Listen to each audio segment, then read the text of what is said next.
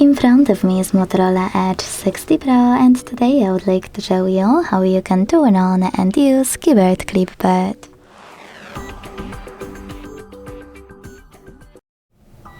Begin by launching your keyboard and hitting Clipboard at the top of it. Then use this switcher at the top right corner to activate it, and go back thanks to this arrow at the top left one. Now to use Clipboard, copy or cut any text, and to paste it instantly, click on it at the top of your keyboard. To paste it later on, but within an hour, click on Clipboard and tap on your text here. If you want to use it after an hour, hold it and pin it. You can unpin it the same way. To get rid of it, you can hold it again and tap on Delete, or simply swipe it. Like that. To disable Clipboard completely, use the same switcher as before.